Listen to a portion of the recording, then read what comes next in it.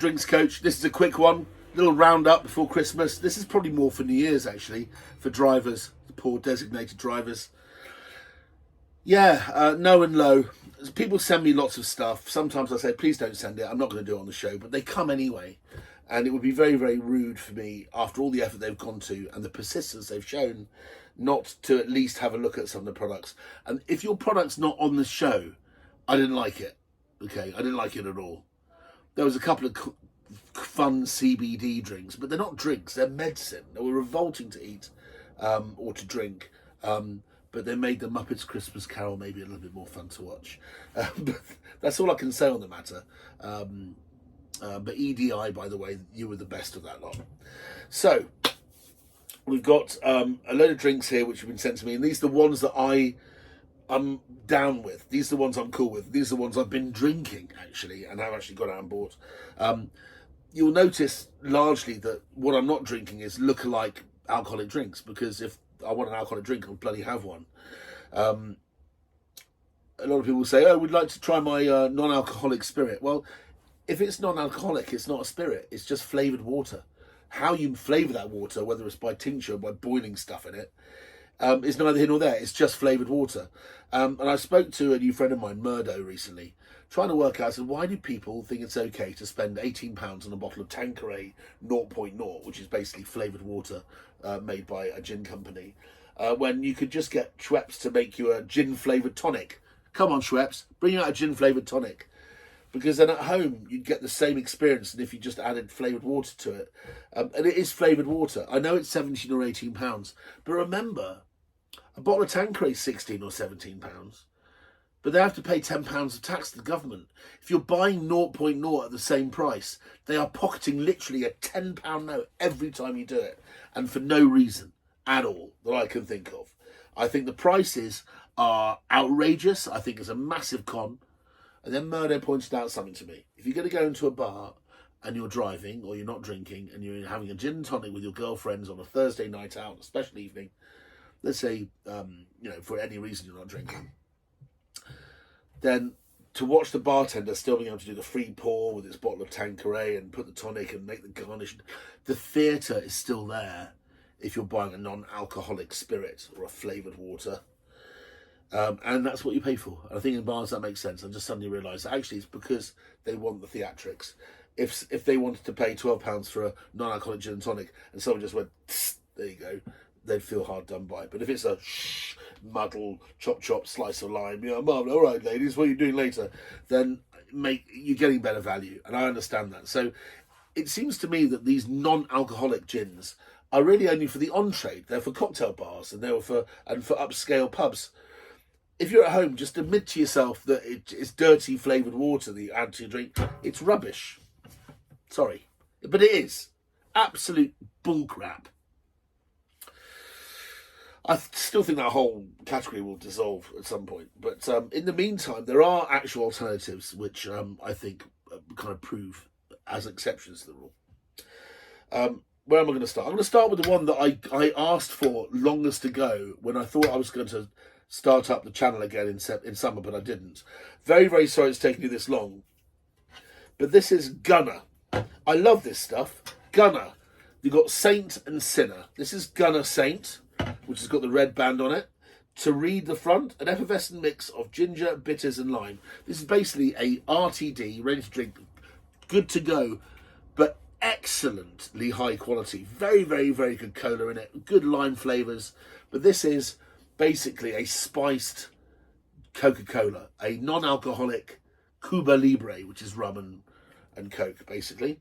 The fact that it's got ginger in it and bitters and lime means it's halfway between a Cuba Libre and a Dark and Stormy. If you buy the Sinner, which has got the blue strap on it, they put the rum in for you. So this is rum with, and this is rum without.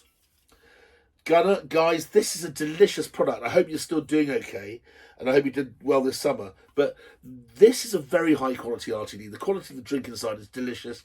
I drink this over ice and I enjoy it. I can taste the vanilla, I can taste the spices, and I just think this is absolutely wonderful. And if you're going to buy a can of ready to drink, non-alcoholic or alcoholic, you'll be very, very hard pushed to find something better than Gunner. If you like your cola and you like your ginger, It just does the trick. Perfect drink on a boat. Perfect drink to put in your backpack when you go to festivals and stuff like that, if you can hide it. Really good stuff. And they're a decent size as well. They're 250 mils. Oh no, 330 mils. Full size 330 mils. They're 2/3 of a pint. That with ice fills the pint glass up very nicely. So I'm going to put my neck out and say, right, these guys deserve more credit. Gunner is number one. I might save this until afterwards, I think. Yes, let's go with this one next. I do like the traditional. I do like the original, and I'm the kind of person when people say I don't drink and drive, and I don't know what to drink when I go out. I tend not to recommend people flavours that kind of try and mimic alcohol, because I think that a glass of orange juice is delicious. I think a glass of pineapple juice is delicious, wherever it's fresh. And one of the great orchard businesses in this country that really deserves support and is really a halo brand for me is Beaver. Now, the Beaver estate, which is not very far from Grantham, where I learned to fly in the RAF. This is Beaver Farm. Yes, Belvoir. It's Beaver. Okay, just get over it. You can see that I've opened two of these. The exotic mango and passion fruit, and I've also opened this, which is my favourite, Sicilian lemon and lime. These are a new super low calorie grown up range from Beaver. Beaver is famous for one thing, I think, more than anything else, and that is elderflower. To my knowledge, Beaver were the first company in the world to plant an elderflower orchard. Up until then, and quite a long way past, all the other companies were foraging elderflower, but they didn't have their own organised orchards. And I think they planted something like 20,000 trees. And Beaver then became a global brand.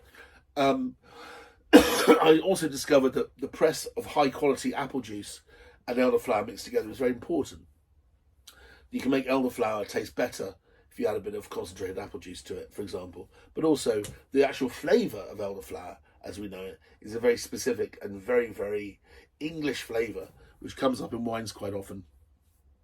And I think it's wonderful that Beaver Farms has done so well.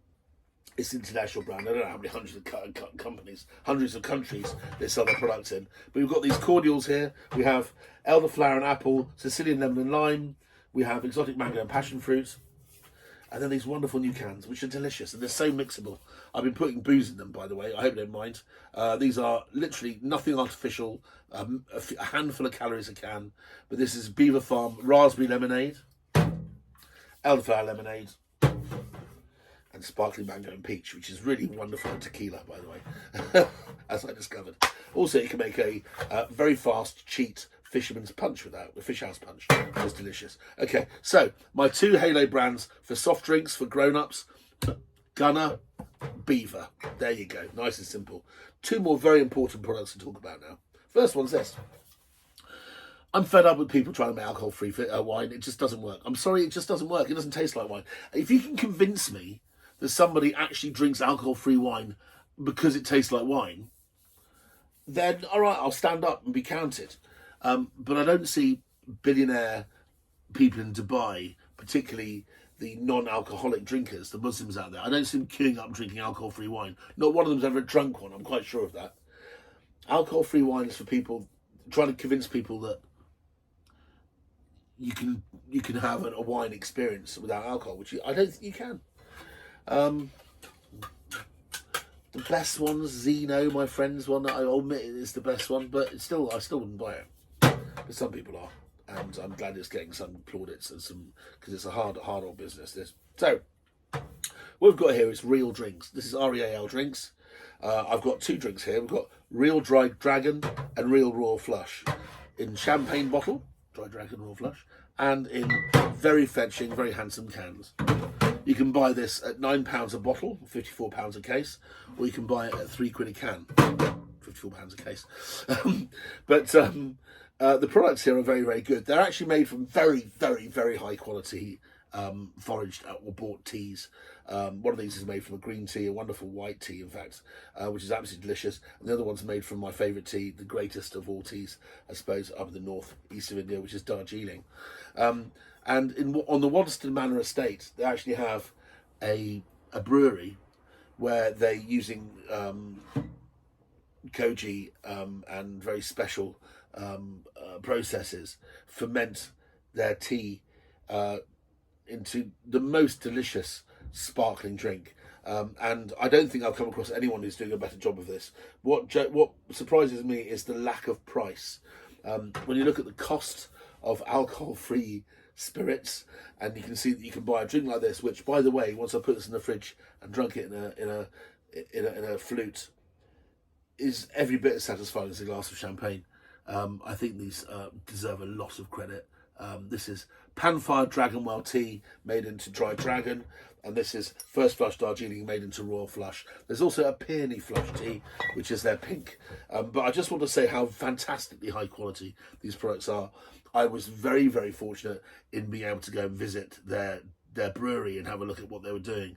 And when you look at the hundreds of teas that they've experimented with, and the detail that's gone into them getting this right, I think these guys deserve more of a fillet than anybody else that I've seen in the no and low category this year. So well done, Real. Well done. Finally got you on my show, but outstanding stuff. Which leaves me with one little and finally. I know I said that non-alcoholic spirits are a bit of a ball ache, but these were created and created by my dear friend Angela Mount. A small percentage of the profits, or 10% of the profits, go towards breast cancer research. Angela struggled with that for many years, but is still the elegant, super sexy, sassy lady that she is. And she's produced this range of drinks for ASDA. And do you know what? They're pretty bloody good. I tried them last night. I was really impressed.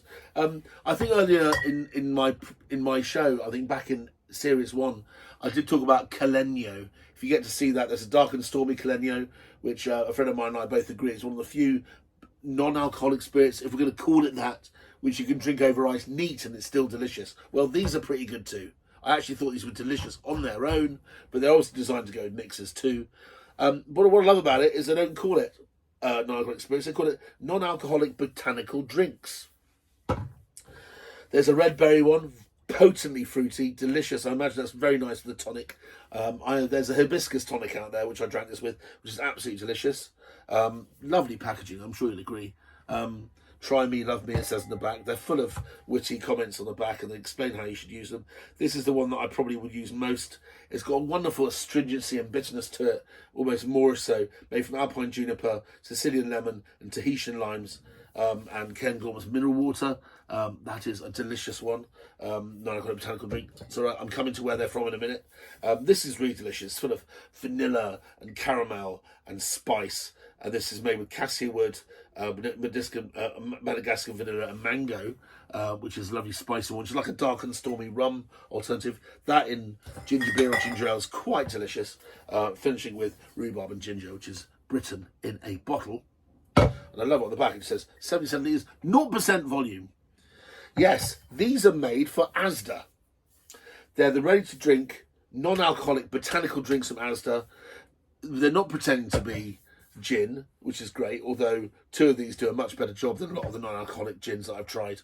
But they're in the ASDA Extra Special range, and they're 10 quid for a bottle. I think that's okay. A lot of effort's gone in here. When you taste about the flavours, you taste the expensive ingredients inside, it seems okay to me to charge £10 or something like this, rather than 20 quid for a thing that doesn't taste like gin. Okay, I've said it now. But Angela, well done, lovely job. Go to ASDA for these. If you had all four of these, you wouldn't need anything else, frankly. Just buy some tonic. Gunner, outstanding. Real Tea Wine Company, outstanding. Beaver Farm, always the OG. Thank you very much. See you next time.